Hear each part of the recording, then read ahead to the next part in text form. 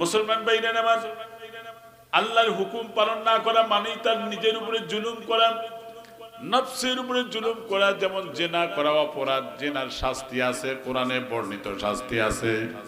আমার মুসলমান ভাইরা, একজনের জীবনী দেখলাম, আল্লাহ রসুলের একজন সাহাবী, তিনি শয়তানের ধোঁকায় পড়েছিলেন। খুব ভালো করে বুঝবেন, ধোঁকায় পড়ে শয়তানের প্রতারণায় প্রতারিত হয়ে তিনি যখন চলে গেলেন আড়ালে, একজন নারীর সংস্পর্শে চলে গেলেন, জেনার সংগঠিত হয়ে গেল। আমার মুসলমান ভাইরা, এরপরে তিনি চিন্তা করলেন, সম্বিত ফিরে আসার পরে সর্বনাশ, আমি কি করলাম? আমার তো অনন্তকালের জন্য জাহান্নামের আগুনে আমারে জ্বলতে হবে, আমার তো উপায় নাই। এই চিন্তায়, অস্থিরতায়, বিষণ্ণতায় ভুগতেছিলেন।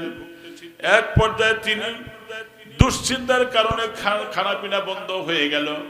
সকালে খাইলেন না, দুপুরেও খাইলেন না। বিকেল বেলা আল্লাহ রসুলের সাথে যখন সাক্ষাৎ হয়ে গেল, নবীজি জিজ্ঞেস করলেন, সাহাবীরে, তোমার চেহারার মধ্যে মলিনতার ছাপ কেন, কি হয়েছে? সাহাবী ডাক দিয়ে বললেন, ও আল্লাহর পয়গম্বর, আমি তো শয়তানের ধোঁকায় পড়েছি, ধোঁকায় পড়ে শয়তানের প্রতারণায় প্রতারিত হয়েছি, এখন আমার উপায় কি?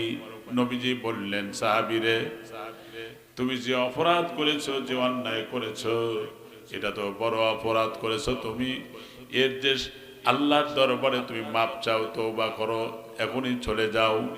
এরপরে নবীজি আরো কি সিদ্ধান্ত দিবেন তাকে নিয়ে চিন্তা করতেছিলেন। এমন সময় আল্লাহ রাব্বুল আলামিন কোরআনের আয়াত নাজিল করে জানায়া দিলেন, ওয়াল্লাযীনা ইযা ফাআলু ফাহিশাতান আও যালামু আনফুসাহুম যাকারুল্লাহ ফাস্তাগফারু লিজুনুবিহিম। আল্লাহু আকবার। কোরআনের আয়াত নাযিল করে দিলেন, ও নবী, ওয়াল্লাযীনা ইযা ফাআলু ফাহিশাতান আও যালামু আনফুসাহুম, আপনি বলে দেন, যারা জুলুম করেছে, নফসের উপরে অন্যায় করেছে, অপরাধ সংগঠিত হয়েছে, যাকারুল্লাহ, সেজন্য আল্লাহকে স্মরণ করে, আমি আল্লাহর কাছে মাপ চাই, ফাস্তাগফারু লিযুনুবিহিম, আমি আল্লাহ তাআলা তারে মাফ করে দিব। কারণ সে স্বেচ্ছায় সুস্থ মস্তিষ্কে সজ্ঞানে এটা করে নাই, শয়তানের ধোঁকায় পড়ে সেই অন্যায় করেছে। অন্যায়ের পরে যেই মানুষের দিলের মধ্যে অনুশোচনা জাগ্রত হবে, আল্লাহরে ডাকবে, আল্লাহ রাব্বুল আলামিন বলেন, আমি আল্লাহ তাকে মাফ করে দেই। কিন্তু সেই তওবাটা হতে হবে এই অন্যায়ের সাথে যেন আমি পুনরায় না যাই, ঠিক কিনা? শুধু জেনা হলেই জেনা সংগঠিত হয় এমনটি না। জেনাটা কি? আমার যুবক, তোমরা ভালো করে শোনো, কোন বেগানা নারী অথবা পুরুষের প্রতি নারী দৃষ্টি নিক্ষেপ করলে, বেগানা যাকে দেখা নিষেধ, তার দিকে তাকাইলেন বা যে মন্তব্য করলেন, এটাও পুরাপুরি জেনার গুনাহ, এটাও জেনার গুনাহ। তাহলে এই কথা জানার পরে অন্য নারীর দিকে, বেগানা নারী, বেগানা পুরুষের দিকে আমরা কেউ একে অপরের দিকে তাকাবো? এর সাথে আরেকটা হাদিস আছে, রাসূল বলছেন যে হঠাৎ করে যদি কারোর প্রতি দৃষ্টি নিপতিত হয়, ওই সময় আন আসরিব বিসর, তোমার দৃষ্টিটাকে নিম্ন করে নাও, নিচের দিকে নিয়ে নাও তোমার দৃষ্টিটা। আর হযরত আলীকে বললেন, ইয়া আলী, লা তাত্তাবিউন নাযার ফাইন্নাকাল উলা ওয়া লাইসাত লাকাল আখিরা। আলী, হঠাৎ করে দৃষ্টি পড়লে দৃষ্টি নিচে নামাও, দ্বিতীয়বার আর তাকাবো না, কারণ প্রথম দৃষ্টি ছিল তোমার, আর দ্বিতীয় দৃষ্টি হলো শয়তানের বিষাক্ত তীর, ঠিক কিনা? আমার মুসলমান ভাইরা, 2 নম্বর যৌনতা সম্পর্কে অশ্লীল কথাবার্তা বলা, এটা হলো জিহ্বার জেনা। কারণ জেনার কথা আলোচনা করা, এরপরে গুনার কথাগুলো উচ্চারণ করা, একে অপরের সাথে আলোচনা করা, এটাও জেনার গুনাহ হবে। 3 নম্বর, বিবাহ সম্পর্ক ছাড়া অবৈধভাবে কাউরে জেনা করলে জেনা হবে। 4 নম্বর, যে ব্যভিচারের উদ্দেশ্য হেঁটে যায়, এই পায়ের জেনা হবে। যে কল্পনা করে তার মনের জেনা হবে। জেনা কল্পনা, মানুষের মধ্যে কল্পনার জগতে আসে, মানুষ মোবাইলের ভিতরে অনেক কিছু দেখে। আমার ভাইরা, যেটা পর্নোগ্রাফি এর মধ্যে থাকে, এই দৃশ্য দেখার পরে ওই ব্যক্তির চোখের জেনা হয়ে যাবে, কারণ এই চোখ আল্লাহর দরবারে কিয়ামতের দিন তার বিরুদ্ধে মামলা দায়ের করবে। আল্লাহ পাক বলেন, ওয়ামা তাস্তাতিরুনা আন ইয়াশহাদা আলাইকুম সামউকুম ওয়ালা আবসারুকুম ওয়ালা জুলুদুকুম ওয়ালাকিন যানানতুম আন্নাল্লাহা লা ইয়ালামু কাসীরাম মিম্মা তা'মালুন। আল্লাহ পাক বলছেন, নবী দেখেন কি সুন্দর কথা এখানে। আল্লাহ পাক বলছেন, ওমা তাস্তাতিরুনা ইয়াশহাদা আলাইকুম সামউকুম। সামুন মানে এই শ্রবণ শক্তি, মানে যা দিয়ে শুনি, এটা হলো কান। আবসারুকুম মানে দৃষ্টি শক্তি, যা দিয়ে দেখি, এটা দেখান কে আর শোনান কে। এটাতে কত বড় নিয়ামত। যার চোখ নাই সেই বোঝে চোখের কি নিয়ামত। যার কান নাই সে বোঝে যে কান কত বড় নিয়ামত। যার পা নাই সেই বোঝে পা কত বড় নিয়ামত, ঠিক কিনা? কিন্তু আমাদের তো আছে, আমরা এগুলো বুঝতেছি না। বিশ্বাস করেন মুসলমান ভাইরা, আল্লাহ পাক বলছেন, ধারণা করছো যে এগুলো তোমার বিরুদ্ধে সাক্ষী দিবে না, এটা ধারণা করে লাভ নাই। কারণ আমি আল্লাহ সব দেখি, তোমাদের সব অবস্থা সম্পর্কে সম্যক অবহিত আছি। আমার চোখকে ফাঁকি দেওয়ার সুযোগ ইন্নাস সামআ ওয়াল বাসর ওয়াল ফুয়াদ কুল্লু উলাইকা কানা আনহু মাসউলা। আল্লাহ পাক বলছেন, তোমার ইন্নাস সামআ তোমার শ্রবণ শক্তি, ওয়াল বাসর তোমার দৃষ্টি শক্তি, ওয়াল ফুয়াদ তোমার অঙ্গ প্রত্যঙ্গ, প্রত্যেকটা জিনিসই আল্লাহর দরবারে পরকালে কথা বলবে। এই হাত দিয়ে যদি অন্য নারীকে ধরে থাকেন, এই হাত দিয়ে যদি সুদের টাকার লেনদেন করে থাকেন, এই হাত আপনার বিপক্ষে সাক্ষী দিবে। আপনি কি বলবেন জাহান্নামের দ্বার প্রান্তরে? লিমা শাহিদতুম আলাইনা, তুমি কেন আমার বিরুদ্ধে সাক্ষী দিলে? তখন বলবে ক্বালু আতাকানাল্লাহ আতাকা কুল্লা শাইইন, মানে সেই দিন আমার কথা বলার শক্তি ছিল না, বলি নাই। আল্লাহ আজকে আমার বাক শক্তি ফিরিয়ে দিয়েছেন, এখন তোমার বিরুদ্ধে জীবনে যা করেছো সব বলে দিব। তখন তাকে বলার পরে বিচার হবে, জাহান্নামে সে চলে যাবে। নাউজুবিল্লাহ পড়েন। এই জন্য মনে রাখবেন, মাথা থেকে পা পর্যন্ত আল্লাহ যা দিয়েছেন সবগুলোই আল্লাহর নিয়মে রসুলের তরিকায় চালাতে হবে। মনে থাকবে তো ইনশাআল্লাহ? মুসলমান ভাইরা আমার খুব ভালো করে বুঝবেন, মানুষের জীবন নেওয়া অহংকার কিসের, দাম্ভিকতা কিসের? কারণ মৃত্যুর পর শরীরে কি কি ঘটে সেই ব্যক্তিও তা জানে না। নাম্বার 1, 3 দিন পর সব নখগুলো খসে যাবে। কবরে দেওয়ার পরে 3 দিন পরে সমস্ত নখগুলো খসে যাবে।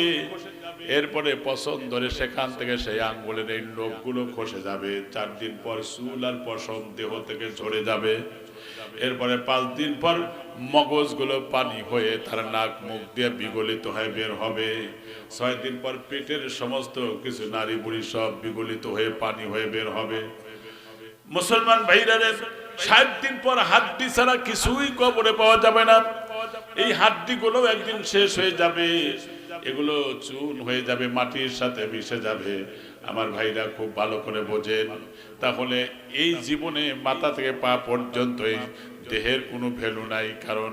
কারণ আমার ভিতর থেকে যখন চলে যাবে আল্লাহর দরবারে, রূহটা চলে যাবে। নেককার হলে ইল্লিনে আর বদকার হলে তার চলে যাবে সিজ্জিনে।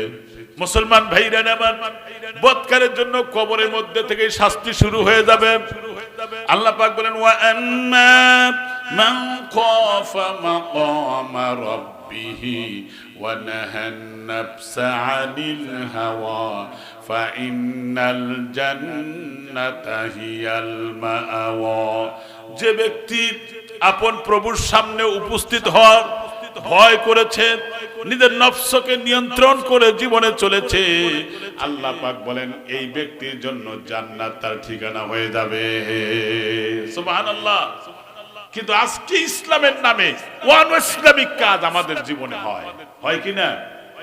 মুসলমান হয়া হিন্দুয়ানি, খ্রিস্টানি অন্য ধর্ম অবলম্বীদের নিয়ম যদি লালন করি, তাহলে আমারটাকে বাইপাস করি, তাহলে আল্লাহর রসুল পরকালে আমাকে আপনাকে সুপারিশ করবেন। খুব মনে রাখবেন। আজকে দেখেন বিয়ে শাদীতে ইসলাম পরিপন্থী কাজ হয়, যেমন এঙ্গেজমেন্ট করে, আংটি দেয়, এঙ্গেজমেন্ট করে না, বিয়ে ওই যে ঠিকঠাক করে থই, এই এঙ্গেজমেন্ট করাটা কোন মুসলমানের রীতি না, এটা খ্রিস্টানদের রীতি। আজকে আমার মুসলমানদের মধ্যে এঙ্গেজমেন্ট শুরু হয়ে গেছে, এটা মুসলমানদের নীতি না।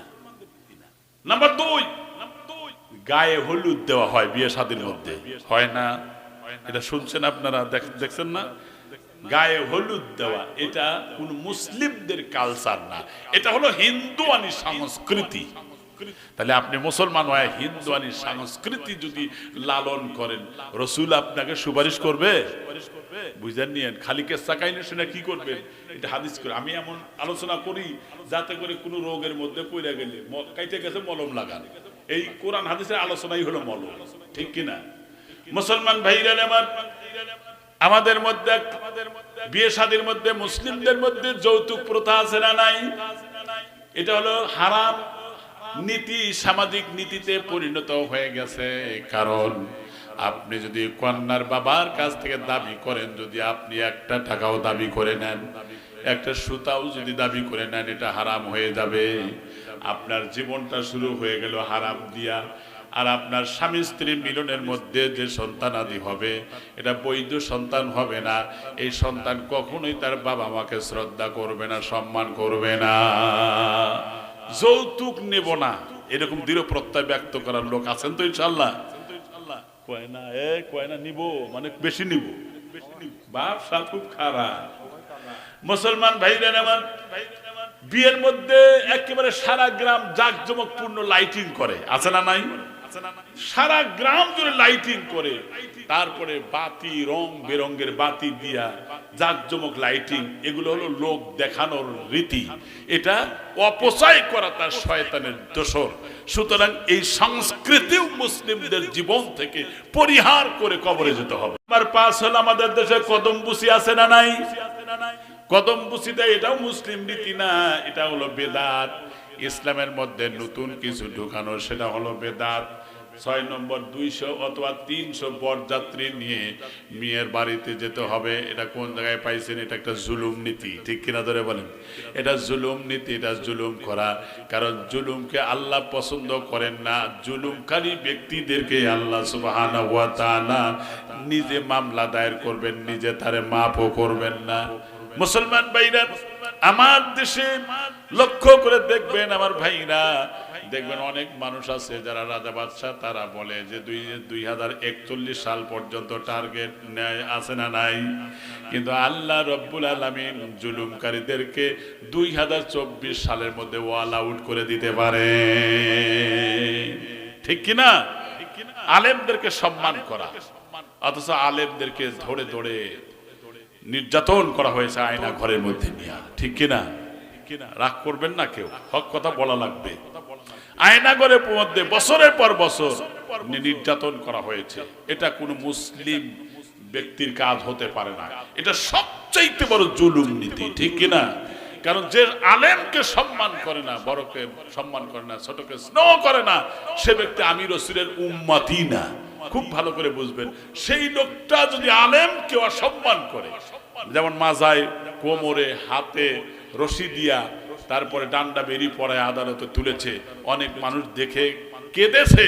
আর এখন যাদের দেওয়া হয় ডান্ডা বেরি, তাদের দেখে মানুষ পচা ডিম দিয়ে ঢেল মারে, ঠিক কিনা? ঠিক কিনা? আমার মুসলমান ভাইরা, এদের খুব খেয়াল করবেন, জুলুম যেন আমার দ্বারা হয় না, আমার পরিবারের মধ্যেও যেন না হয়, আমার সমাজের মধ্যেও না হয়, এই জন্য কোন রীতিতেও যেন না হয়, বিয়ে শাদীতেও যেন না হয়, সামাজিক আচরণের মধ্যে। তার মানে আমি মুসলিম প্রত্যেকটা কর্ম পদ্ধতি বাতলিয়ে দেওয়ার জন্য কোরআন আর হাদিসকে সামনে নিয়ে কদা হুইলাল জান্নাহ যদি আদায় করতে পারে, সে আল্লাহর জান্নাতে চলে যাবে। অথচ দেখা যায় বিয়ে শাদীর মধ্যে 3-4 দিন বড় ডাক ডোল বাজায়, কি অস্থির, মানে একেবারে এই যে বক্স টক্স বাজায় অস্থির করে ফেলা দেয়, ঠিক না ভাইজান? আমি একটু বেহা কথা কইতেছি, রাগ করতেছেন। এক ব্যক্তি জুলুম করার কারণে খুব অহংকার করছিল। অহংকার করে বলতেছে কি জানেন, এইভাবে টক শোতে বলতেছে এই আঙ্গুল এই যে মৌলানা সাইদিকে আমি ফাঁসির রায় করেছি। বিচারপতি শামসুদ্দিন মানিক বিচারপতির বিসি ফাটা দিছে জনগণ।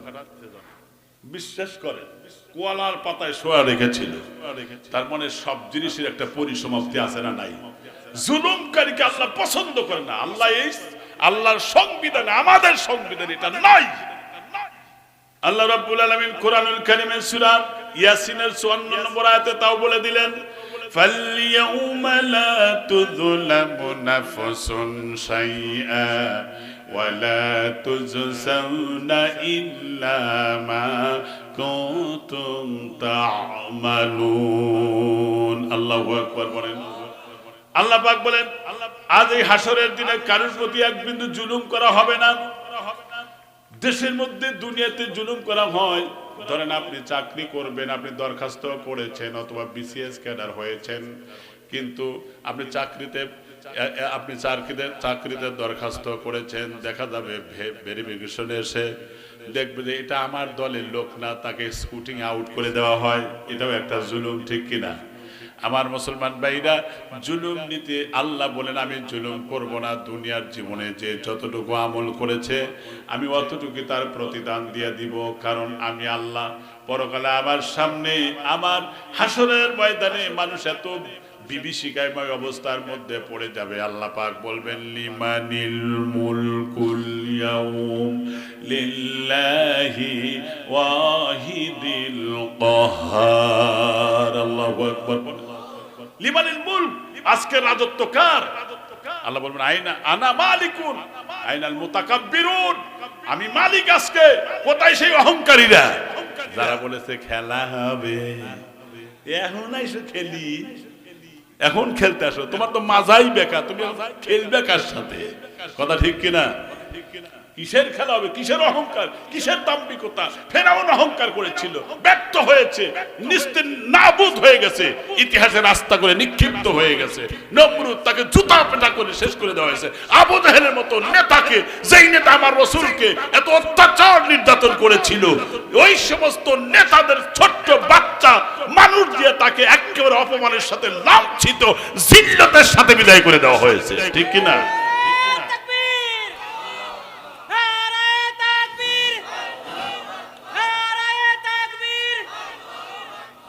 মুসলমান ভাইরা, এজন্য আল্লাহ পাক বলেন, বলো তো আজকে রাজত্ব কার?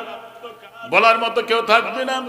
আল্লাহই বলবেন, লিল্লাহিল ওয়াহিদিল কাহ্হার, কেবলমাত্র শুধুমাত্র পরাক্রমশালী আল্লাহ। বলা হবে, আল ইয়াউমা তুজজা কুল্লু নাফসিন বিমা কাসাবাত লা যুলমাল ইয়াউম ইন্নাল্লাহা সারিউল হিসাব। আল্লাহু আকবার। আজ প্রত্যেকটি প্রাণীকে তার কৃতকর্মের ফল দেওয়া হবে। আল্লাহ বিচার করতে, অতি দ্রুতই বিচার করতে সক্ষম। এই জন্য আমার মুসলমান ভাইরা, আপনাদের জ্ঞাতার্থে একটা কথা বলতে চাই, কারণ এই দুনিয়া চিরদিন থাকবে না, সব ধ্বংস হয়ে যাবে, আমরাও থাকবো না। আমাদের পূর্বপুরুষ যারা ছিল তারাও থাকে নাই, চলে গেছে। আমরাও যাবো, আর এক দল এসে শূন্যস্থান পূরণ করবে। একটা গাছ কাটার পরে দেখা যায় যে আর একটা গাছ সেখানে লাগাইয়া শূন্যস্থান পূরণ করে। প্রজন্মের পর প্রজন্ম আসবে, চলে যাবে, কিন্তু একবার তো এর সমাপ্তি হবে। কথা ঠিক না ঠিক? আমার মুসলমান ভাইরা, মৃত্যুবরণ সেই সময় করতেই হবে, কিন্তু মরার আগেই যদি মানুষটা যদি ঈমান নিয়ে যদি চলে যেতে না পারে, তাহলে ওই ব্যক্তি জাহান্নামে চলে যাবে। ইয়াউমা তা'তি কুল্লু নাফসিন তুজাদিল আন নাফসিহা ওয়া তুওয়াফফা কুল্লু নাফসিন বিমা আমিলাত ওয়া হুম লা ইযলামুন। আল্লাহু আকবার।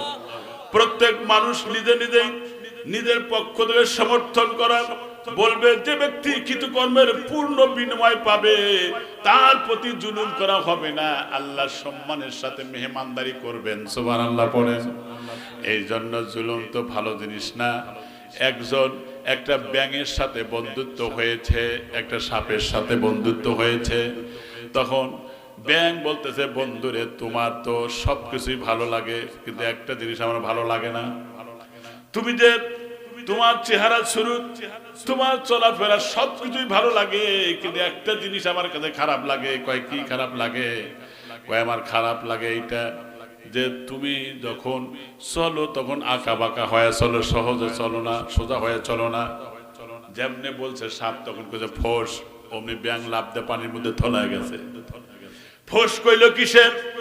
এটা শোনার পরে পাশের একজন লোক ছিল, রাখাল ছিলেন, তার হাতের মধ্যে একটা কি আছে, হ্যাঁ হেদায়েতুল্লাহ, তাই না? এটা হেদায়েত করার জন্য লাঠি, লাঠি দিয়ে মাই দিয়ে টান টান করে সোজা করে থুইছে একবারে রাস্তার মধ্যে। ব্যাঙ অনেকক্ষণ পর উঠে দেখে যে সাপ বেচারা একবারে সোজা, এখন আর বাঁকা নাই। তখন ব্যাঙ বলে, বন্ধু এই সোজা হইলে কিন্তু ফেনা বানানোর পরে, আগে সোজা হও নাই। যে মানুষ যখন মৃত্যুবরণ করে তখন সোজা হতে চায়, তখন মাথায় টুপি দেয়। সে জীবন অসুস্থ হলে তখন তার জীবনে পরিবর্তন আনতে চায়। জীবন যৌবন শক্তি ছিল, তার রাজত্ব ছিল, তার কর্ম পদ্ধতি ছিল, সাংসারিক জীবনী ছিল, সেই সময় কিচ্ছু মনে করে নাই, তার পরিবর্তনের চিন্তা তার ভিতরে গ্রহ করে নাই। এটাই হলো সবচেয়ে বড় সমস্যা। রাগ করলেন আমার উপরে? অনেক মানুষ দেখি মরিয়া যেতেছে, ফল আনে, বাপ মরতেছে, মা মরতেছে, ফল আনে, তারপরে লিকুইড জাতীয় যত রকম আছে এগুলো নিয়ে আসে, সবকিছুই আনে। যখন ভালো ছিল তখন একবারও আইনে খাওয়ায় না। ওই সময় কি খাওয়ার মতো মানসিকতা থাকে না? আরো জুলুম করা, ওই সময় এটা আরো জুলুম করা সামিল হয়ে যায়। যখন ভালো ছিল তখন তুমি খাইতে দাও নাই, এখন তুমি লোক দেখাবার উদ্দেশ্যে যা করতেছো, এইটাই সামাজিক সবচেয়ে রীতি হয়ে গেছে এখন। দুঃখজনক ভাইজান, মুসলমান ভাইরা আমার, হাদিস শরীফে আছে আল্লাহ রাসূল বলেন, আম্মা আয়েশা সিদ্দিকা রাদিয়াল্লাহু তাআলা আনহা থেকে বর্ণিত, তিনি বলেন, ইয়াকুলু ইয়াহশুরুন নাস ইয়াউমাল কিয়ামা হুফাতান উরাতান গুরলান। এই হাদিসটা এর আগেও শুনিয়েছিলাম, আজকেও শোনা যায়। আয়েশা থেকে বর্ণিত, তিনি বলেন, আমি আল্লাহর নবীকে কথা বলতে শুনেছি যে কিয়ামতের দিন সমস্ত মানুষদেরকে তোলা হবে খালি পায়ে, উলঙ্গ খাতনাবিহীন অবস্থায় তোলা হবে। আম্মা আয়েশা বললেন, আর রিজালু, কুলতু ইয়া রাসূলুল্লাহ আর রিজাল ওয়ান নিসাউ জামিআ। ওগো আল্লাহর পয়গম্বর, তাহলে কি সমস্ত মানুষদেরকে, নারী পুরুষকে এইভাবে উলঙ্গ অবস্থায় তোলা হবে নাকি? নবীজি বললেন, হ্যাঁ তাই তো তোলা হবে। এবার আয়েশা বললেন, ওগো আল্লাহর পয়গম্বর, ইয়ানজুরু বা'দুহুম ইলা বা'দ, যদি একজন মানুষ আর একজন মানুষের দিকে তাকায় তাহলে কি পরিস্থিতিটা হয়ে যাবে? فقال رسول الله صلى الله عليه وسلم الامر اشد من ان ينظر بعضهم الى بعض। আয়েশা রে, ওই দিন একজন মানুষ আর একজন মানুষের দিকে তাকান তো দূরের কথা, ভয়ের কারণে ওদের চক্ষুটা স্থির হয়ে যাবে, ডানে বামে সামনে পিছনে তাকাবার মতো কোনো সাহস থাকবে না। ইয়াউমা ইযিন তুহাদ্দিসু আখবারাহা, সেই দিনে জমিনটা সব গোপন কথা আল্লাহর কাছে বলে দিবে। কোন জায়গায় তুমি দাঁড়িয়ে সুদের টাকা লেনদেন করেছো? কোন জায়গায় তুমি দাঁড়িয়ে জিনায় সংগঠিত হওয়ার জন্য দাঁড়িয়েছিলেন? কোন জায়গায় ঘুষের টাকা লেনদেন করেছো? সেই জমিনটা মানুষের মতো করে কথা বলে সব কথা ফাঁস করে দিবে আমার ভাইরা। তাই হাদিস শরীফে আছে, আতাদরুনা মা আখবারহা ক্বালু আল্লাহ ওয়া রাসূলুহু, তিনি বলেন, বলো তো দেখি জমিনের খবরটা কি, এটা কি তোমরা বলতে পারো নাকি? বলা হবে, আ'লামু ক্বালা ফাইন আখবারহা আন তাশহাদা আলা কুল্লি আবদিন ওয়া উম্মা বিমা আমিলা আলা যহরিহি। ওই মানুষটা জীবনে যেখানে প্রকাশ্য আর অপ্রকাশ্য যা যা করেছে এগুলো সবকিছু আল্লাহর সামনে উপস্থাপন করবে, তথ্য সরবরাহ করবে। আমার ভাইরা, এই জন্য বিনয়ের সাথে অনুরোধ করি ভাইজান, কিয়ামতের দিন এমন ভয়াবহ অবস্থা হয়ে যাবে রে ভাই। নবীজি বলেছেন, ইবনে মাসউদ থেকে একটা হাদিস আছে, নবীজি বলেছেন, ক্বালা লা তাজুলু কদমা ইবনে আদম। নবীজি বলেন, আদম সন্তান একজনে পা নড়াতে পারবে না, হাত্তা ইসআল আন খামসিন, যতক্ষণ পর্যন্ত 5টা প্রশ্নের উত্তর দিতে না পারবে ততক্ষণ পর্যন্ত সেই ব্যক্তি তার পাও তুলতে পারবে না। 1 নম্বর হলো ফিমা আপনা ওয়া আন শাবাবিহি ফিমা আবলা ওয়া মা আন মালিহি আইনা মাকতাসাবা। আল্লাহ রাসূল বলেছেন, শোনো, 1 নম্বর নিজের জীবনকাল সে কোন কাজে ব্যয় করেছে, যৌবন শক্তিকে কোন পথে তুমি খরচ করেছো। আমার মুসলমান ভাইরা, হালাল পন্থায় না হারাম পন্থায় খরচ করেছো, এই প্রশ্ন করা হবে। যৌবনের শক্তি সামর্থ্য কোথায় ব্যয় করেছো, আর দ্বীনের যতটুকু ইলম আল্লাহ তোমারে দিয়েছিলেন তুমি তা সেই অনুযায়ী আমল করেছো নাকি, কোথায় তুমি ব্যয় করেছো আর কোথায় কিভাবে কামাই করেছো, এগুলো প্রত্যেকটা প্রশ্নের জবাব আল্লাহর দরবারে দিতে হবে। নবীজি বললেন, ইহশুরুন নাস ইয়াউমাল কিয়ামা আলা আরদিন বাইদাউ আকরাকা কারদাতিন নাফস। নবীজি বলেছেন, শুনে রাখো, নবীজি কিয়ামতের দিন মানব জাতিকে মথিত আটার রুটির ন্যায় একবারে লালিমা যুক্ত করে মথিত করে দেওয়া হবে। সেই ব্যক্তির জন্য কেউ সাহায্যকারী থাকবে না। আল্লাহু আকবার বলেন। একটা মানুষও সাহায্যকারী থাকবে না। নিজের বউ আপনাকে পরিচয় দিবে না, স্বামী স্ত্রীকে পরিচয় দিবে না, ভাই ভাইকে পরিচয় দিবে না, নিজের সন্তানকে মা যে ভালোবাসে অথচ এই বাবাও সন্তানকে পরিচয় দিবে না, সন্তানও বাবাকে পরিচয় দিবে না, আপনজন আত্মীয় স্বজন কেউ কাউরে পরিচয় দিবে না। এমন বিভীষিকাময় অবস্থার মধ্যে মানুষ পড়ে যাবে। আল্লাহু আকবার বলেন। খারাপ লাগতেছে আপনাদের? আহারে, আল্লাহ বলছেন সূরা হজ্জের ভিতরে, ইয়া আইয়ুহান নাসু তাকু রাব্বাকুম ইন্না জালজালাতিস সাআতি শাইউন আযীম। এই যে হাবিব আছে, অনেকদিন আগে মুখস্থ করেছিলাম। বন্ধুগণ, এমন বিশাল ভয়াবহ অবস্থার মধ্যে মানুষ পড়ে যাবে। ইয়াউমা তারাউনাহা, সেদিন দেখবে, হে নবী আপনি দেখবে, কুল্লু মুরদিআতিন আম্মা আরদাত, গর্ভধারিণী মা তার পেটের সন্তান গর্ভপাত হয়ে যাবে, স্তন্যদায়িনী মা সন্তানকে ভুলে যাবে, শিশুরা পর্যন্ত বৃদ্ধ হয়ে যাবে ভয়ের কারণে। আল্লাহু আকবার বললেন না? এই সামনে নিয়ে আসতেছি আরো মজার কথা। মুসলমান ভাইরা আমার, এই জন্য হযরত ওসমান রাদিয়াল্লাহু তাআলা আনহু, বিশ্ব নবীর সাহাবী হযরত ওসমান জিন্নুরাইন, রাসূলের জামাতা, 2 মেয়েকে যিনি বিয়ে করেছিলেন পরপর, আমার ভাইরা, সেই ওসমান রাদিয়াল্লাহু তাআলা আনহুর জীবনী দেখলাম। কবরের পাশ দিয়ে যখন হেঁটে যেতেন, সেই কবরের পাশ দিয়ে হেঁটে যাওয়ার সময় তিনি কেঁদে ফেলতেন। সাহাবায়ে কেরাম ডাক দেয়া বলেন, হুজুর, আল্লাহ রাসূল যখন কবরে আযাব বয়ান করেন তখন তো আপনি এত কাঁদেন না, কিন্তু কবরের কাছে আসার পরে আপনি কেন কাঁদেন বুঝতে পারলাম না। ওই মুহূর্তে হযরত ওসমান ডাক দিয়ে বললেন, জানো না আমার সাথীরা, শুনে রাখো, আল্লাহর নবীর জবানে শুনেছি যে মানুষের মৃত্যুর পরে হাসর, মিজান, পুলসিরাত সহ যতগুলো স্টেশন আছে, মঞ্জিল আছে, তার মধ্যে প্রথম স্টেশন হলো কবর। ফাইন্নাজা বাদা, যদি কবরে সওয়াল জবাব দিতে যদি সক্ষম হয়, বাকি প্রত্যেকটি জায়গায় বিনা হিসাবে আল্লাহ পার করে জান্নাতে নিয়ে নিবে। মুসলমান ভাইরা, কথাটা ভালো করে বুঝবেন। আপনি যদি মোটরসাইকেল নিয়ে, গাড়ি নিয়ে রাস্তায় যান, রাস্তার ভিতরে মোবাইল কোর্ট হয় পুলিশের, ঠিক কিনা? মোবাইল কোর্ট হয়। কোন লোক আসার সময় বলবে, ভাইজান মোটরসাইকেল নিয়ে যাবেন না। কয় কেন? কয় মোবাইল কোর্ট বসছে, পুলিশ আছে এখানে। কিন্তু আপনার যদি কাগজপাতি আর ড্রাইভিং লাইসেন্স না থাকে, আপনাকে ধরে তার মানে গাড়ির নামে মামলা দিয়ে দিবে, থানায় নিয়ে যাবে। আর যদি 2টা পেপারস থাকে তাহলে আপনাকে ছেড়ে দেওয়া হবে। একটা হলো ড্রাইভিং লাইসেন্স আর একটা হলো গাড়ির কাগজ, 2টো লাগবে। অনুরূপভাবে প্রত্যেকটা মানুষও কবরের ভিতরে 2টা পেপারস দেখাইতে পারলে সেও বেঁচে যাবে।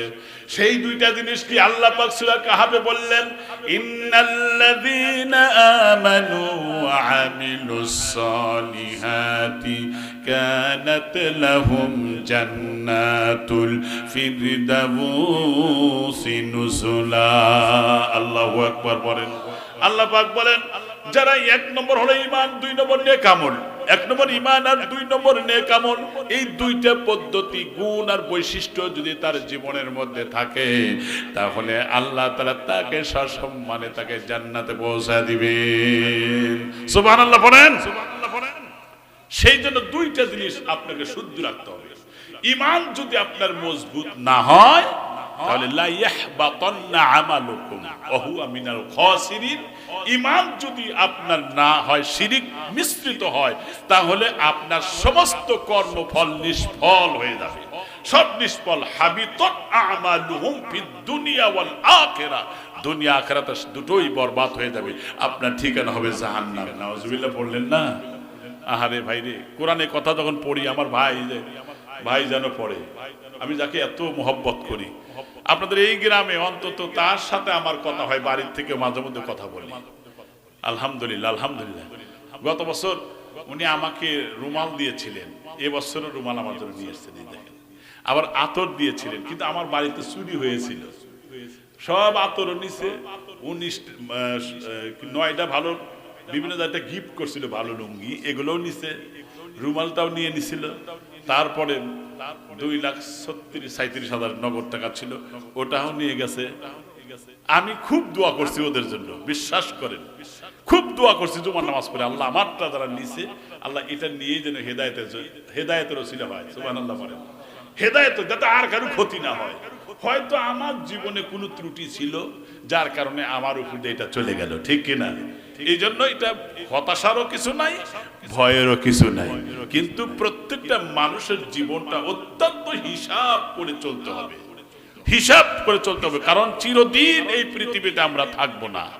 মুসলমান ভাইরা আবার খুব খেয়াল করেন, খুব টানাটানা করে নিয়ে আসতেছি, সংক্ষেপ করে লম্বা করবোই না, যেহেতু কালেকশনের মাহফিল, কিন্তু একটু লোক জড়ো হবে, এই জন্য আমি একটু সময় নিতেছি। আমার ভাইরা, কবর কিন্তু এটা দুনিয়ার জীবন থেকে যারা বাংলাদেশ থেকে যারা বিদেশ যায়, বিদেশ থেকে যখন বাংলাদেশে আসে, আসার সময় বিমানবন্দরে ইমিগ্রেশন হয় কিনা জোরে বলেন?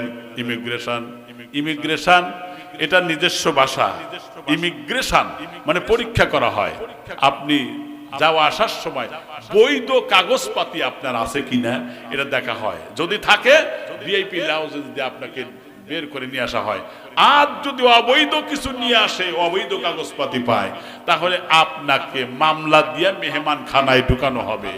এই মেহমান খানা মানে কি জানেন তো আপনারা? কি? জেলখানা।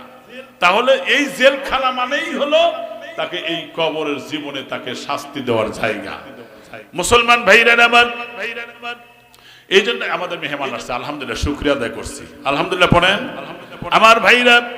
এই জন্য বলতে চাই, কবর হচ্ছে এমন একটা ইমিগ্রেশন কাউন্টার, যেমন বিমানবন্দরে যেমন কাউন্টার হয়, কবরটাও এরকম ইমিগ্রেশন কাউন্টার। কবরের ভিতরে যখন মানুষ রাখা হয়, কবরের মধ্যে এসেছিল লাশটা রেখে যখন 40 কদম আসতে না আসতেই আতাহু মালাকান, 2জন ফেরেশতা চলে আসে। বলেন তো কয়জন আসে?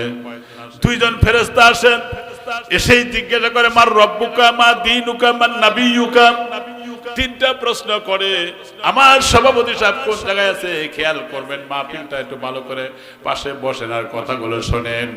3টা প্রশ্ন করার পরে লোকটা যদি বেঈমান হয়, মুনাফিক হয়, মুনাফিক কারা? যারা কথা বলে, মিথ্যা বলে, ওয়াদা করলে খেলাপ করে, আমানতের খেয়ানত করে, ইসলামী আন্দোলন যারা পছন্দ করে না, কোরআনের হুকুমত রাষ্ট্রীয়ভাবে প্রতিষ্ঠিত হোক এটা যারা চায় না, এই ধরনের মুনাফিক মার্কা মানুষ যারা, ওই ব্যক্তিরা যদি হয়, তাহলে সে জবাব তো দিতেই পারবে না, বলবে হাইহাতা লা আদরি, হাইহাতা লা আদরি, না না না, আমি কিছুই জানি না, আমি কিছুই জানি না। এরপরে মা কুনতা তাকুলু ফি হাযার রাজুল, আল্লাহর নবীকে ডান সাইডে দেখিয়ে বলা হবে এই লোক কি তুমি চিনো? লোকটা বলবে না আমি চিনি না। আর যদি ইমানদার হয়, যেই মাত্র বলবে মার রব্বুকা, বলা শেষ সঙ্গে সঙ্গে আল্লাহ তার ঠোঁটের উপরে জবাব শিখিয়ে দিবেন, রব্বি আল্লাহ। সুবহানাল্লাহ বলেন। আমল যদি না থাকে, ইখলাস যদি না থাকে, ইমানের পরিপূর্ণতা যদি না থাকে, মনে করবেন মুখস্থ করে যাব সব হয়ে যাবে না, আপনার সব মেধাকে একবারে ম্লান করে দেওয়া হবে, মনেই আসবে না আপনার। এজন্য ইমান আর আমলকে পরিচ্ছন্ন আর পরিশুদ্ধ করা আগে দরকার, ঠিক কি না? মুসলমান ভাইরা, বলা হবে মা দীনুকা, বলবে দ্বীন আল ইসলাম, ইসলাম হচ্ছে দ্বীন। সুবহানাল্লাহ। ইন্নাদ দীনা ইনদাল্লাহিল ইসলাম। আপনি যদি একমাত্র আল্লাহর ধর্ম যেটা ইসলাম মনোনীত যে পূর্ণাঙ্গ ব্যবস্থা, এই ইসলামের মধ্যে ঈমান আর আমল নিয়ে যদি বান্দা আল্লাহর কাছে দোয়া করে, ইয়াকুলুনা রব্বানা ইন্নানা আমান্না ফাগফির লানা যুনুবানা ওয়া কিনা আযাবান নার। খুব ভয় লাগে ভাইজান। দেখেন আমার লোমগুলো দাঁড়িয়ে গেছে। কি আমল করছি জীবনে, কি জবাব দিব আল্লাহর কাছে? আমিও তো যে কোনো মুহূর্তেই মারা যেতে পারি। তবে আমি যেদিন মারা যাবো, অন্তত আপনাদের গ্রামের সাথে সম্পর্কের কারণে অন্তত আমার জন্য দোয়া করবেন, আল্লাহ ক্ষুদ্র গোলামকে যেন আল্লাহ মাফ করে দেন। বলি আমিন। আমার মুসলমান ভাইরা, যখনই বলা হয় মা কুনতা তাকুলু হাযার রাজুল, এই লোকটাকে চিনো নাকি? যদি ইমানদার হয় বলবে হুয়া মুহাম্মাদুর রাসূলুল্লাহ, পরে সাল্লাল্লাহু আলাইহি সাল্লাম, এটা মুহাম্মদ সাল্লাল্লাহু আলাইহি ওয়াসাল্লাম। তখন একটা আওয়াজ হবে, কি আওয়াজ? আবশিরু বিল জান্নাহ ওয়া আলবিসুহু বিল জান্নাহ, জান্নাতের সুসংবাদ গ্রহণ করো। সুবহানাল্লাহ পড়েন। জান্নাতের পোশাক তাকে পরিধান করায়া এই কবরের মধ্যে রাখা হবে। আর বলা হবে কি জানেন? নামকা নাওমাতিল উরুশ ইলা ইয়াউমাল কিয়ামা, কিয়ামত পর্যন্ত, বিচারের আগ পর্যন্ত এইভাবে আনন্দে নবদুলহা আর দুলহি বাসর সজ্জায় যেমন ঘুমায় ওইভাবে আরামে ঘুমোতে থাকো। যখনই কিয়ামত হবে, বাঁশি ফুৎকার দেওয়া হবে, জীবিত হবে। আর এক ফুৎকারে আমার মুসলমান ভাইরা যখন আবার উত্তোলন করা হবে, এক ফুৎকারে মারা যাবে, আর এক ফুৎকারে জীবিত হবে, আর এক ফুৎকারে বিচারের জায়গায় নেওয়া হবে। তো ওই জায়গায় যখন হবে, কবর থেকে যখন উঠবে, কি বলবে? ইয়া ওয়াইলানা মান বাআসানা মিন মারকাদিনা হাযা মা ওয়া'দার রহমান ওয়া সাদাকাল মুরসালুন। কি বলবে দেখেন? যখন কবর থেকে জেগে পাশে দাঁড়াবে আর আফসোস করে বলবে, দুর্ভাগ্য আমার, কেবল একটু ঘুমাইছিলাম, কে আমারে জাগায় দিল? অথচ কত কোটি কোটি বছর গেছে। মুসলমান ভাইরা, আমার বাবাজিরা, কিন্তু যারা ইমানদার লোক এটাই তারা মনে করবে, কেবল একটু ঘুমাইছিলাম, এটাই তারা মনে করবে। আমার মুসলমান ভাইরা কিন্তু বলবে, ওখানে জবাব দেওয়ার কেউ থাকবে না। জবাব দিবে কে? জোরে বলেন তো। হাযা মা ওয়া'দার রহমান, আল্লাহ ওয়াদা দিয়েছিলেন পরকাল হবে, বিচারের সম্মুখীন হওয়া লাগবে, এটা আল্লাহর ওয়াদা ছিল। এটা সেই দিন আল্লামা কাইয়্যিম বলেছেন, মা যা ফিদ দুনিয়া, মা যা ফিদ দুনিয়া আহলামুন ওয়া মা বাকিয়া মিনহা আমালিয়ুন। তবে শুনে রাখো, ও কবি বলেছেন, জীবনের যে অংশ তুমি ফেলে এসেছো এটা এখন একটা স্বপ্ন। আল ওয়াকফু বাইনাহুমা দুআইউন, মাঝখান থেকে তোমার সময় চলে যাচ্ছে। ওয়া মাইয়াহতাবিদ দুনিয়া কানা মিসলা কাবিদিন আলাল মা খলাতুহু ফুরুজিল আসাবিয়া। কবি বলেছেন, তোমার হাত দিয়ে যদি নদী নালার সমুদ্রের পানি যদি মুষ্টিবদ্ধ করে তুমি ধরো, শুনে রাখো, ওই পানি ব্যবহার না করার কারণে দুই আঙ্গুলের ফাঁকা জায়গা দিয়া পানিগুলো বের হয়ে তোমারে খালি করে চলে যাবে। সত্যিকার অর্থে যারা দুনিয়ার মোহে পড়েছে, কবিতাই বলেছেন, দুনিয়া একদিন ফাঁকি দিয়ে তোমারে চলে যাবেই, কিন্তু দুনিয়ায় ফাঁকি পড়বে না, তুমি নিজে ফাঁকি পড়ে যাবে। ঠিক কিনা? মুসলমান ভাইরা আমার, সারা বছর লেখাপড়া করার পরে একটা দিন কিন্তু পরীক্ষার দিন আসে, ঠিক কিনা? সারা মাস চাকরি করার পরে বেতন পাওয়ার একটা দিন আসে, সারা জীবন চাকরি করার পরে পেনশন পাওয়ার একটা দিন আসে, আছে কিনা জোরে বলেন? সারা বছর ব্যবসা করার পরে হাল খাতার একটা দিন আসে, হিসাবের একটা দিন আসে। অনুরূপভাবে আমার জীবন নামক চাকরি থেকে বিদায় হয়ে যখন আমি চলে যাব, আমার কিন্তু বিচারের সম্মুখীন হয়ে লাগবে। আমার আল্লাহ সূরা ইনফিতরের মধ্যে বললেন, ইজাস সামা, পড়েন না আমার সাথে, ইজাস সামাউ ফাতারাত ওয়া ইযাল কাওয়াকিবু তাসারাত ওয়া ইযাল বিহারু ফুজ্জিরাত। আল্লাহ পাক বলেন, আকাশ বিদীর্ণ হবে, তারকাগুলো বিক্ষিপ্ত ভাবে ছিটে ছিটে পড়তে থাকবে, সমুদ্রের পানিগুলো উঠলেও উত্থিত হতে হবে, উপরের দিকে উঠতে থাকবে। ও মুসলমান ভাইরা রে, আকাশটাকে আল্লাহ গুটিয়ে ফেলবে। ইয়াউমা নাতবিস সামা কাতাইয়িস সিজিল্লি লিল কুতুব, সেদিন লিখিত দপ্তরের ন্যায় আকাশ মণ্ডলকে এইভাবে মোড়ায়া ফেলানো হবে, গোটায় ফেলানো হবে। আল্লাহ পাক বলেন ফাইদা বানিকাল বাসার ওয়া খাশাফাল কমার ওয়া জুমিআশ শামসু ওয়াল কমার। আল্লাহ পাক বলে চক্ষু স্থির হয়ে যাবে, চাঁদ আর সূর্য আলো হারিয়ে ফেলবে, একাকার হয়ে যাবে। শুনে রাখো, আল্লাহ অন্য একটা আয়াতে বললেন ওয়া হুমিলাতিল আরদু ওয়াল জিবালু ফাদুক্কাতান দাক্কা ওয়াহিদা, পাহাড়গুলো উৎক্ষিপ্ত হবে, ধাক্কায় ভেঙে মিসমার হয়ে যাবে। জমিনের ভিতরে যা লুকায়িত ছিল সবগুলো বের করে দিবে। কান্নাহুম জারাতুল মুতাশির, আমার ভাইরা কবর থেকে বিক্ষুব্ধ পঙ্গপালের মতো উঠতে থাকবে। আল্লাহ পাক অন্য সূরায় বলেন ইযা যুলজিলাতিল আরদু জিলজালাহা ওয়া আখরাজাতিল আরদু আসকালাহা ওয়া ক্বালাল ইনসানু মা লাহা। আল্লাহু আকবার। এই জমিনকে প্রবল একটা ঝাঁকুনি মারা হবে, থরথর করে কাঁপতে থাকবে। পৃথিবীতে যা যা আছে সবকিছু একবারে সব শেষ করে দিবে। আর আল্লাহ পাক বলেন শোনো, ওই দিন মানুষেরা বলবে ওয়াকালাল ইনসানু মা লাহা, কি হইল রে এই জমিনের, কি হইল রে? ইয়াউমা ইযিন তুহাদ্দিসু আখবারাহা, সেই দিন জমিন সব গোপন কথাগুলো ফাঁস করে দিবে। কোন জায়গায় অন্যায় করেছো, কোন জায়গায় বাজে আচরণ করেছো, কোথায় মানুষকে হত্যা করেছো, কোথায় জুলুম করেছো। বছরের পর বছর ধরে আয়না করে নিয়ে ওলামায়ে কেরাম, দ্বীনওয়ালা ইসলামওয়ালাদেরকে তোমরা শায়েস্তা করেছো, সব তথ্য আল্লাহ সেদিন বলে দিবেন। ইয়াউমা ইযিন তুহাদ্দিসু আখবারাহা, জমিনের উপরে যা ঘটেছে সব কিছু প্রকাশ করে দিবে। আল্লাহ বলবেন ইয়া দুনিয়া আইনা আনহারুকে, ও দুনিয়া কোথায় তোমার সেই সৌন্দর্য, নদী নালা কোথায়? আইনা আসদারুকে, কোথায় সেই বৃক্ষ তরুলতা সুন্দর করে সাজিয়ে রেখেছিলাম, সেটা কোথায়? কিন্তু জবাব দেওয়ার মতো কোনো মানুষ থাকবে না। এ মুসলমান ভাইরা, আমার বাবাজিরা, সেই জন্য কবরকে ভয় করেন, সেই জন্য কবরকে ভয় করেন। কবরে যাওয়ার আগে সামানাটা ভালো করে নিয়ে যান। এমন একটা সময় আসবে ওয়াতারান্নাসা সুকারা, আল্লাহ বলেন সেই দিন মানুষ মাতালের মতো, পাগলের মতো ছুটবে। ওয়ামা হুম বিসুকারা, আসলে তারা পাগল ছিল না।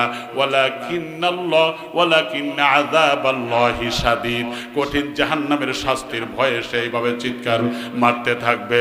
আল্লাহ পাক বলেন ফাইযা জাআতিস সাখা ইয়াওমা ইয়াফিরুল মারউ মিন আকি ওয়া উম্মিহি ওয়া আবিহি ওয়া সাহিবাতিহি ওয়া বানি। আল্লাহু আকবার বলেন। সেদিন কিয়ামত যখন উপস্থিত হবে, মানুষ তার আপন ভাই থেকে দৌড়া পলাবে, মায়ের কাছ থেকে পলাবে, আত্মীয় স্বজনের কাছ থেকে পালায় যাবে, কেউ সেদিন সাহায্য করবে না। আমার মুসলমান ভাইরা, ওই দিন সমস্ত লোকেরা আদম আলাইহিস সালাতু ওয়াস সালামকে বলবেন আমাদেরকে বাঁচান আজকে এই বিপদের সময়। আদম বলবে না না, আমি বাঁচাতে পারবো না, আমি তো আল্লাহর হুকুম অমান্য করে গন্ধম খেয়েছিলাম, যেই ফল খেয়েছিলাম। আল্লাহ যদি আজকে আমাকে ধরেন তাহলে আমার তো বাঁচার কোনো কায়দা নাই, আমি পারবো না, যাও যাও তুমি। এরপরে চলে যাবেন নূহ আলাইহিস সালামের কাছে, সেও বলবে না না, আমার সন্তান নাফরমানি করেছিল, আমাকে মানে নাই, দিন মানে নাই। আমি ওই মুহূর্তে বলেছিলাম ইয়া বুনাইয়া আরকাব মা'ানা, ছেলেরা তুমি আমার নৌকায় আসো। আল্লাহ বলেছেন লাইসা মিন আহলিক, এটা তোমার দলভুক্ত না। মুসলমান ভাইরা, নবী বলবেন যদি আল্লাহ এটা ধরে তাহলে আমার উপায় নাই। ইব্রাহিম নবীর কাছে যাবে, কয় আমিও পারবো না, আমার জাতির লোকেরা মূর্তি পূজা করেছে, এমনকি মেলা পার্বণ করেছে। আমারে বলেছিল চলেন আমরা মেলায় যাই। আমি বলেছিলাম আমি অসুস্থ। অসুস্থ দুই প্রকার, একটা হলো মানসিক আর একটা হলো শারীরিক। যদিও শারীরিক সুস্থ ছিল, জাতির লোকেরা মূর্তি পূজা করে জাহান্নামী হচ্ছে, এই জন্য মানসিকভাবে অসুস্থ ছিল। ও মুসলমান ভাইরা রে, এই জন্য তিনি বলেছিলেন ওই কথাটা যদি প্রকৃত বাক্যে সত্যিও হয়, কিন্তু আল্লাহ যদি আমাকে আজকে ধরে তাহলে আমার তো উপায় নাই। চলে আসবে ঈসা রুহুল্লাহর কাছে, সেও বলবেন না আমিও পারবো না। তবে আমি একটা পরামর্শ দিয়ে দেই, আজকের এই হাসরের ময়দানে যদি পারে, একজনই পারবে, তার কাছে যাও যিনি মাকামে মাহমুদের কাছে থাকবে। আল্লাহু আকবার পড়েন। যিনি একটা চেয়ারের পর চেয়ারের সামনে দাঁড়ায় থাকবে, সোনার চেয়ার থাকবে, হাজার হাজার হাজার রাসূল, এই লোকটা যে বসবে তিনি হচ্ছেন আমাদের নবী মুহাম্মদুর রাসূলুল্লাহ সাল্লাল্লাহু আলাইহি ওয়াসাল্লাম। আল্লাহ পাক ডাক দেয়, বলেন হাবিব আজকে এই জায়গায় আপনি বসেন। নবীজি বললেন, না আল্লাহ আমি বসতে পারবো না, বসবই না। কয় কেন বসবে না? কয় বসবো না এই জন্য যে কারণ হলো আমার সামনে আমার উম্মতদের বিচার হয়ে যদি জাহান্নামে যায় তাহলে আমি পারবো না, আমি বসে থাকবো আর তারা জাহান্নামে যাবে। আমি দেখতে চাই আমার সামনের বিচারটা হয়ে যাক। আল্লাহ রাব্বুল আলামিন তাই করবেন। যখন তার সামনে বিচার শুরু হয়ে যাবে ওই মুহূর্তে দেখা যাবে মুসলমান ভাইরা যার নেকের পাল্লাটা হালকা হয়ে যায়, বিপদগ্রস্ত হবে বলে আল্লাহর নবী চেয়ারের কাছ থেকে দ্রুত বেগে দৌড়া গিয়া ওই নেকের পাল্লার উপরে রাসূলের হাত রাখবেন। নবীজির মর্যাদার খাতিরে পাল্লা হবে বাড়ি, তার ঠিকানা হবে জান্নাতে বাড়ি। আমার মুসলমান ভাইরা, এই জন্য আমি আপনাদের অনুরোধ করব, হযরত ফাতেমা রাদিয়াল্লাহু তাআলা আনহা ইন্তেকালের আগে মরজে মউত যখন হলো, তার স্বামী হযরত আলী ডেকে বললেন, আমার যখন মরজে মউত হয়ে যাবে অন্ততপক্ষে যদি রাতে মৃত্যু হয় বেশি মানুষকে খবর দিয়েন না, অল্প মানুষকে খবর দিয়ে আমার দাফন কাফন করে দিয়েন। আমার মুসলমান ভাইরা কেন বলেছিলেন এটা? কারণ আমি কতটুকু লম্বা না বেটে এটাও যদি মানুষ জানে তাহলে এটা পর্দার খেলাফ হয়ে যাবে। কত চিন্তা তিনি করেছিলেন আমার ভাইরা।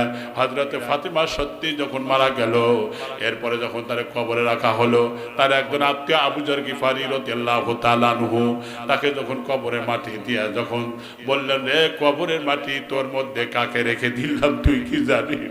তোর মধ্যে যাকে রেখে দিলাম সাইয়্যিদাতুন নিসা মিন আহলিল জান্নাহ, জান্নাতের নারীদের নেত্রী ফাতেমা, নবীর নয়নের পুতুলি কলিজার টুকরা। সুতরাং তাকে রাখলাম, বেয়াদবি করবি না। কোনো আওয়াজ নাই, জবাব নাই। আবার ডাকদা বললেন, রে কবরে মাটি তোর মধ্যে যাকে রেখে দিলাম তিনি হচ্ছে জান্নাতের জওয়ানদের সর্দার হাসান হুসাইনের আম্মা, বেয়াদবি করবি না, কোনো কথা নাই। বললেন, তোর মধ্যে কারে রেখে দিলাম? আসাদুল্লাহিল গলিব, দুনিয়ার কাফেরদের জন্য আমি আল্লাহ বাগ বানায় সৃষ্টি করেছিলাম, সেই আলীর স্ত্রী। খবরদার বেয়াদবি করবি না। শুধু আলী না, বরং 10 জন মানুষ দুনিয়াতে জান্নাতের টিকিট পেয়েছিলেন, তার মধ্যেও তিনি একজন অন্যতম। সুবহানাল্লাহ বলেন। তার স্ত্রী বেয়াদবি করবি না, তাও কোনো কথা নাই। ডাকদা বললেন, রে কবরে মাটি তোর মধ্যে যাকে রেখে দিলাম ইনি হচ্ছেন আখির জামানার পয়গম্বর মুহাম্মদুর রাসূলুল্লাহ সাল্লাল্লাহু আলাইহি ওয়াসাল্লাম। খবরদার বেয়াদবি করবি না। এরপরে যখন কবরের মাটি থেকে একটা আওয়াজ এসে যায়, কিতাবে পাওয়া যায়, আওয়াজ এসে যায়। আওয়াজটা কি ছিল? আমি ফাতেমারে চিনি না। আল্লাহু আকবার, জোরে বলেন। ফাতেমারে চিনি না, হাসান হুসাইনরে চিনি না, আলীরে চিনি না, নবীরে চিনি না। যদি আমল হয় তার সাথে সুন্দর ব্যবহার করা হবে। আমল যদি খারাপ হয়ে যায় তাহলে পৃথিবীর 2 প্রান্তরে মাটি গিয়ে এমন প্রচন্ড জোরে ঠাসা মারা হবে। আমার মুসলমান ভাইরা, নবীজি হাতের আঙ্গুল এভাবে দেখাইলেন, হাড্ডিগুলো এক দিক থেকে আরেক দিকের মধ্যে ঢুকে পড়ে যাবে, এমন ভয়ঙ্কর কবরের অবস্থা হবে। মুসলমান ভাইরা, তুরস্কের একজন গভর্নর মারা গিয়েছিল, চোখে দেখা কবরে আযাব একটা বই আছে, মাওলানা তারিক জামিল লেখক, পাকিস্তান তার বাড়ি। বইটা পড়ে দেখতে পারেন। 36টা কবর খনন করেছিল, যেটাই কবর খনন করে বিষাক্ত বিষধর সাপ বের হয়, ফনা উঁচু করে, ওখান থেকে আরেক জায়গায় করে, সেখানেও সাপ বের হয়।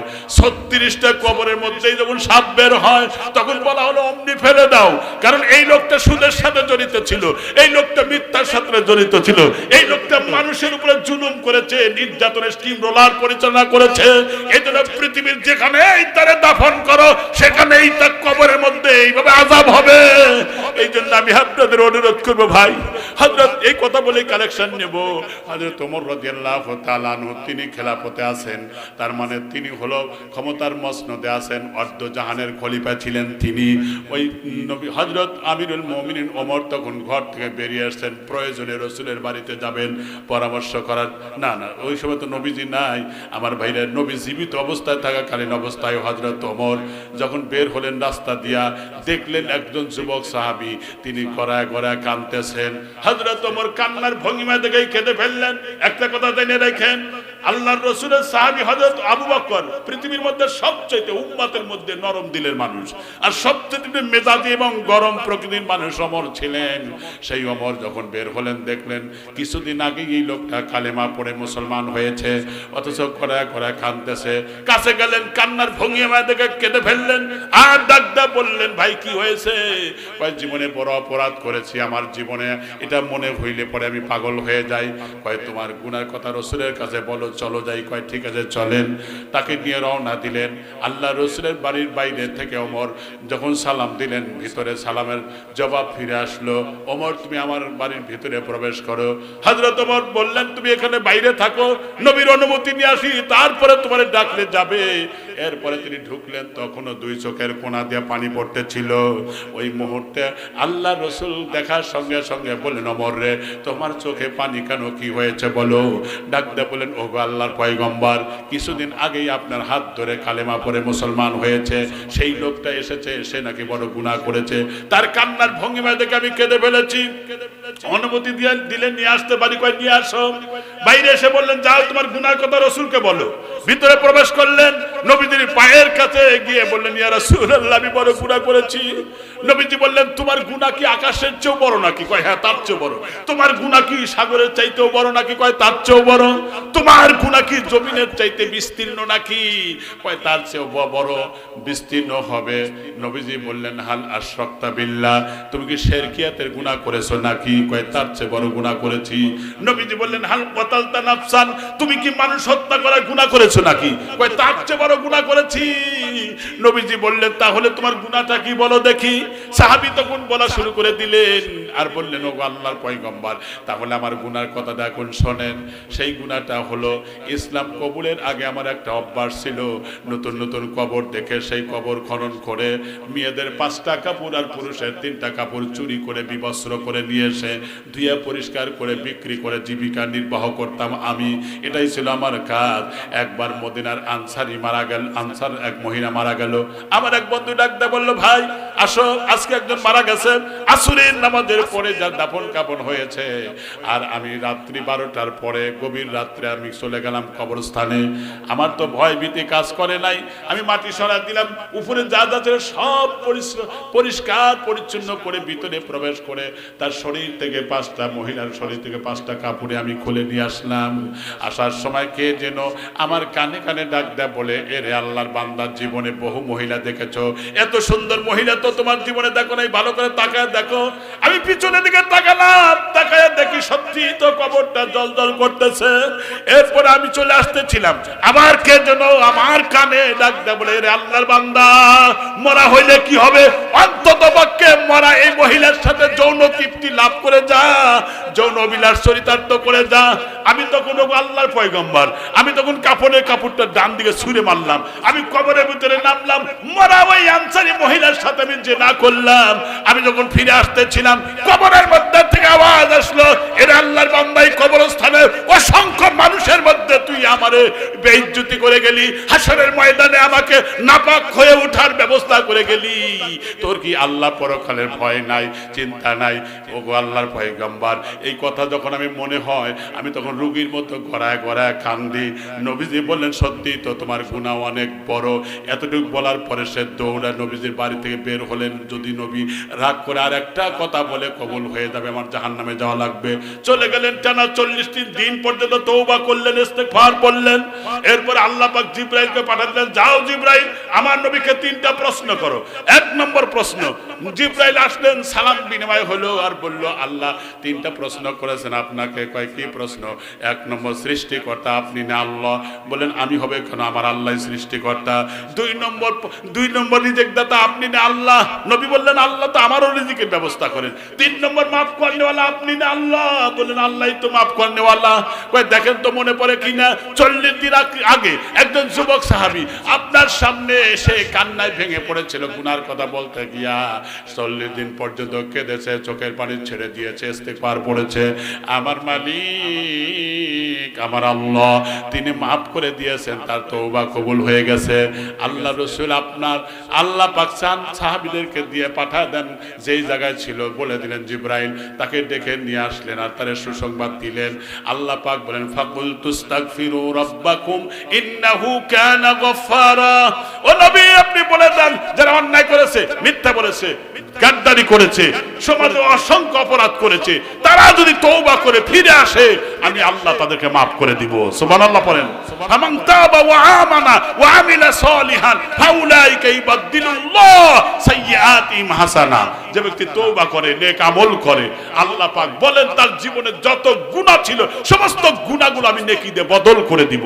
ওয়া কানা আল্লাহু গফুরুর রহিমা। আল্লাহ বলেন আমি তোমাদের জন্য maaf করনেওয়ালা।